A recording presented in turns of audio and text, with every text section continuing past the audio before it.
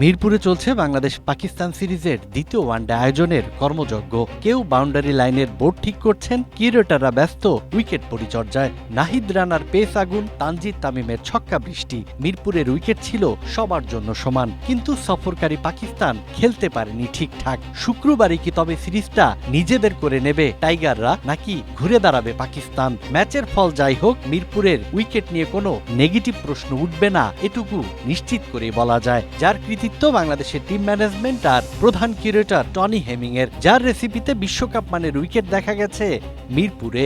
Slow spinning wicket বানিয়ে সফরকারী দলকে ঘায়েল করার বৃত্ত থেকে বেরিয়ে সবার জন্য সমান সুযোগ রাখা হয়েছে উইকেটে। মিরপুরে ম্যাচ হলেই উইকেট নিয়ে নানা নেতিবাচক খবর উঠে আসতো। মাঠ ও উইকেট বানানোর কাজে কিংবদন্তি তুল্য টনি হেমিংকে কিউরেটরের দায়িত্ব দেওয়ার পর বদলে গেছে চিত্র।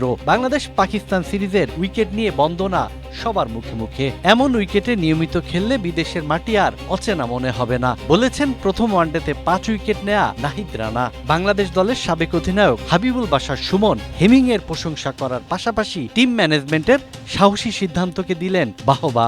Definitely he did a fantastic job. সিলেটেও কিন্তু খুব ভালো কাজ করেছে টনি হেমিং।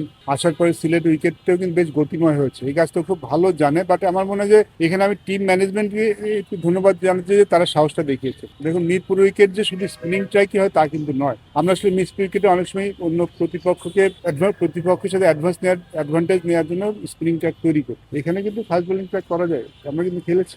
এখানে কিন্তু টেস্ট ম্যাচ হচ্ছে আমার মনে হচ্ছে আফগানিস্তানের সাথে, যেখানে 10টা উইকেটই ফাস্টার বোলার নিয়েছিল। ইটস নট দ্যাট ঠিক করা যায় না। আর আমার মনে হয় credit goes to team management little bit, যে তারা সাহস দেখিয়েছেন যে তারা এই ধরনের উইকেটে খেলতে চান।